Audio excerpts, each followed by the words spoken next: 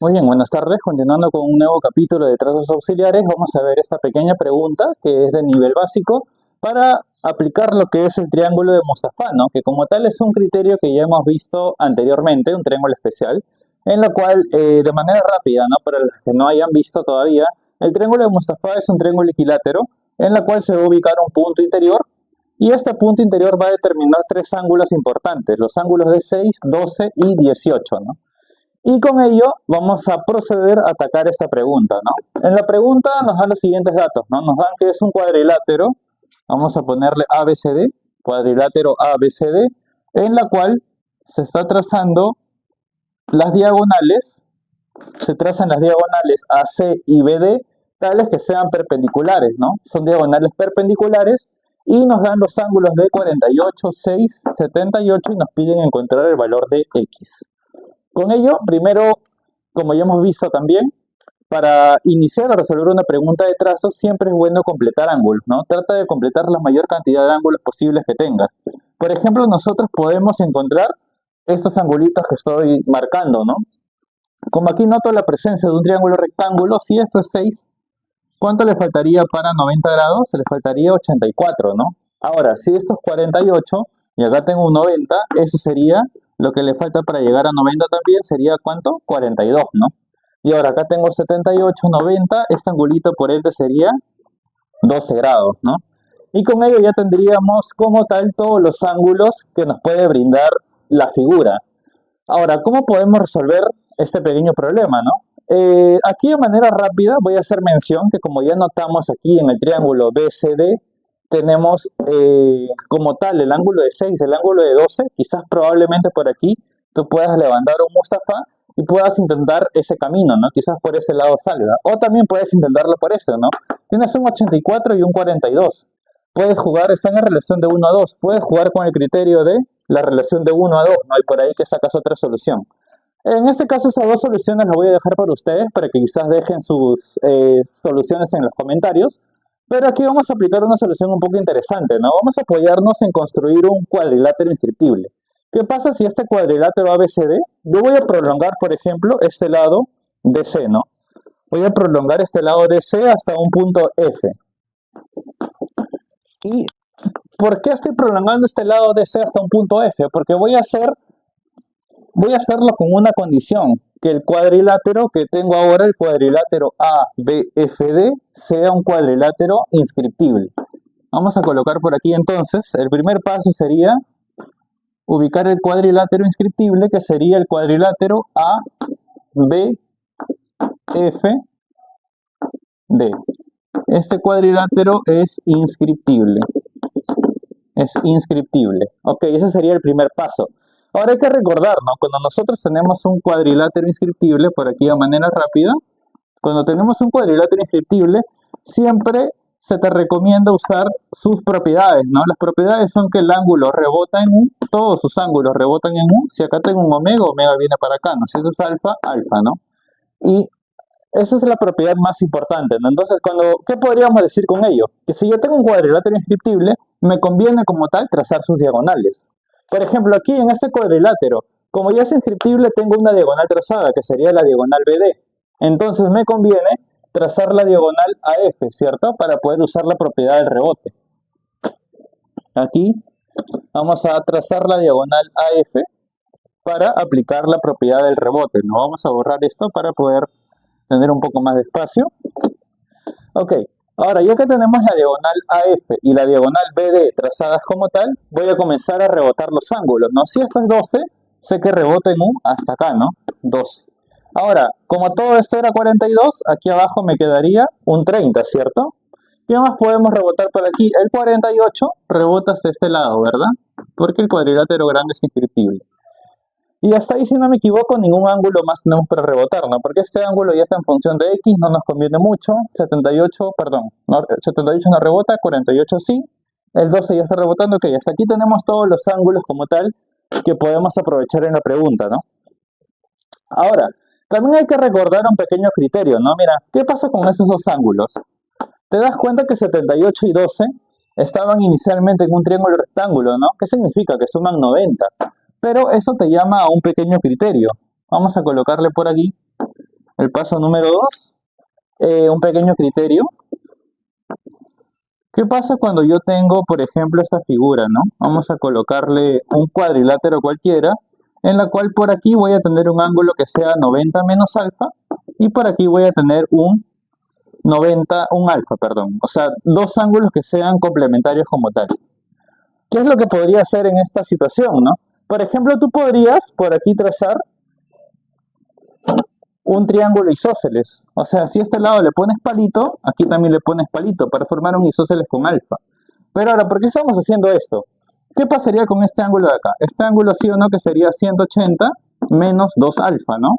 Y ahora, vamos a ponerle letras por aquí, A, B, C, D, A, B, C, y este que sea el punto O. Te das cuenta que en el cuadrilátero AOBC tengo que el ángulo exterior es un 90 menos alfa, y aquí este ángulo interior que está en un isósceles es su doble, ¿no? Y tengo que este punto O está equidistando del vértice A y del vértice B. Por lo tanto, ¿qué se debe cumplir acá? Que O debe ser el circuncentro, ¿verdad? O debe ser el circuncentro del triángulo ABC. Por lo tanto, este lado, OC, también debe medir 2 palitos, ¿no?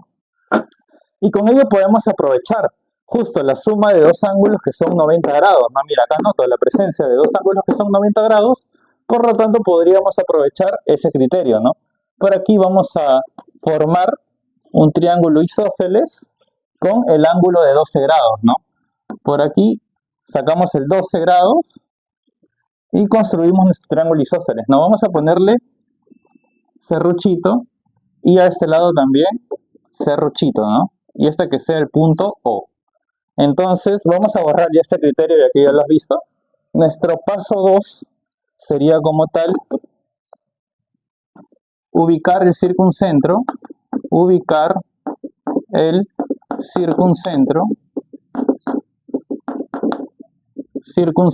O. Que el circuncentro O viene a ser circuncentro del triángulo ACF, ¿no? Circuncentro del triángulo ACF. ¿Y por qué estamos ubicando el circuncentro? Algunos dirán, ¿no? Porque mira, justo en el triángulo ACF nosotros tenemos la presencia de un ángulo de 30 grados. Y yo sé que un ángulo de 30 grados me llama como tal a formar un triángulo isósceles, ¿no? Perdón, un triángulo equilátero. Pero ¿cómo podemos encontrar un triángulo equilátero? Mira, une el segmento O con F. Vamos a unir este punto O con F, perdón, O con C, unes O con C, ¿y qué pasa con este segmento, no? Este segmento, como O ya es circuncentro del triángulo ACF, sabes que también va a medir ¿cuánto? También va a medir serruchito, ¿cierto? Y si esto mide serruchito, pues mira, ¿cuánto es este ángulo de acá? 60 grados, ¿cierto? Esto también sería 60 grados, ¿verdad? Por lo tanto, el triángulo OFC se convertiría en un triángulo equilátero, ¿no? O si no, como O es circuncentro, sabes que el 30 va a rebotar con su doble, ¿no? Y automáticamente dices de que el ángulo es 60 grados, ¿no? Nuestro paso 3 sería que nuestro triángulo OFC viene a ser un triángulo equilátero. Viene a ser un triángulo equilátero. Al tener un triángulo equilátero, bueno, vamos a comenzar a completar ángulos, ¿no? Este angulito de acá, sabemos que acá tenemos un triángulo isósceles. Si a serruchito se le pone 42, aquí a serruchito se le pone ¿cuánto? 42. Ahora, como todo era 84, significa que acá también tengo 42. Pero recuerda que aquí el ángulo debe sumar ¿cuánto? 60 grados, ¿no? Porque se trata de un triángulo equilátero. Hay que recordar que el segmento CF también debe medir serrucho. Entonces, si acá tengo 48, aquí le falta 18, ¿verdad? Para llegar a 60. Ahora, si tú eres observador, vamos a borrar por aquí este angulito. Ya sabemos que es 60, ¿no? Pero no nos sirve de mucho. ¿Qué pasa si nosotros unimos este punto? Vamos a ponerle punto de intersección, por ejemplo, un N. ¿Qué pasa si unimos ese punto N con el punto O? ¿Qué pasa si unimos ese punto N con el punto O? Te das cuenta que OFC es un triángulo equilátero. Y acá hay un punto interior que te está determinando los ángulos de 12 y 18. Si tú regresas aquí al triángulo de Mustafa, te das cuenta que Si yo tengo un triángulo equilátero, por ejemplo, y tengo los ángulos de 12 y 18, ya sabes tú por triángulo especial que este angulito va a ser 6 grados, ¿cierto? Ahora, regresando a la figura, mira, justo tengo la misma forma. 12, 18. Entonces ya sabes de que el triángulo, que es el ángulo que se le pone a 12 va a ser 6 grados, ¿no? Ya tendríamos el 6 grados ahí. Por consecuencia, este angulito de acá sería ¿cuánto? 54 grados, ¿no? Sería 54. Hasta ahí ya tenemos como tal ubicado el triángulo de Mustafá, ¿no? Ya hemos aprovechado al máximo lo que es el triángulo de Mustafá. Ahora, ¿de qué otra forma podemos aprovecharlo? Recuerda que tenemos que encontrar el valor de x. Yo el valor de x lo puedo encontrar si encuentro este angulito, ¿no? Vamos a ponerle que este angulito mida alfa. Vamos a ponerle otro color. Que este angulito mida alfa. Si yo encuentro ese angulito alfa, sé que alfa más 6 por inscriptible va a ser igual a 30 más x, ¿no? Entonces la misión sería encontrar este angulito. Pero ¿cómo encuentro ese angulito? Vamos a aprovechar aquí en usar un criterio, bueno, una propiedad, mejor dicho, ¿no? 4, una propiedad de relaciones métricas, ¿no?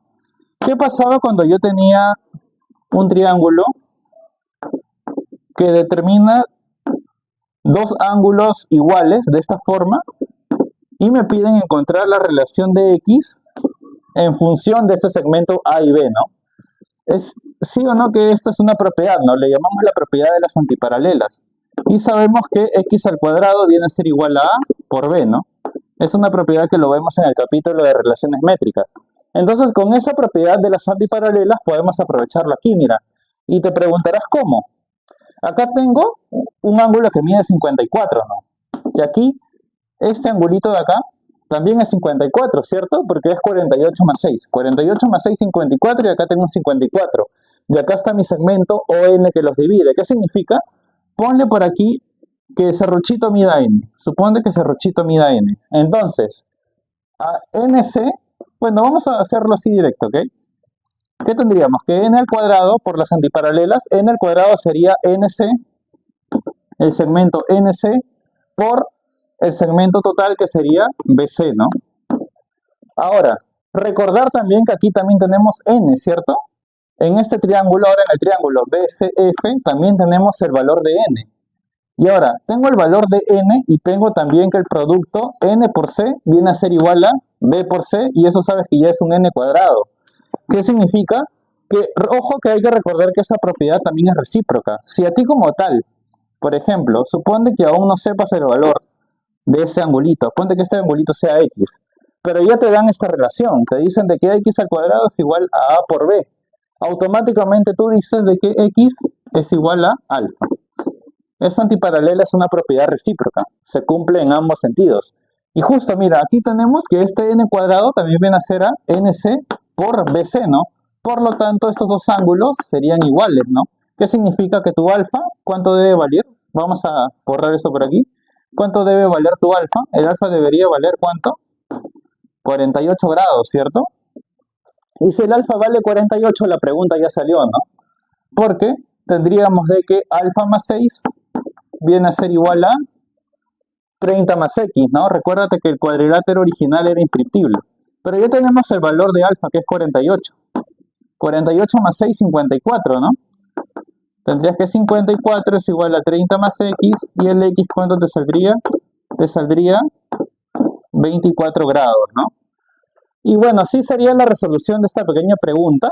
Si se dan cuenta, no es muy complicado, ¿no? Así hemos, como tal, usado criterios que ya hemos conocido anteriormente, el triángulo de Mustafá, y hemos aplicado un poquito de relaciones métricas, ¿no? Hay que tener también en cuenta esta propiedad de aquí, de las antiparalelas, ¿no? Que tiene dos formas, ¿no? Si te dan los dos ángulos congruentes, ya sabes que se cumple esta relación, y si te dan como tal esta relación y te piden encontrar el valor de este en función de este ángulo, ya sabes que van a ser iguales, ¿cierto? Y con eso quedaría resuelta la pregunta, el x sería igual a 24, y bueno, eso sería todo. Muchas gracias.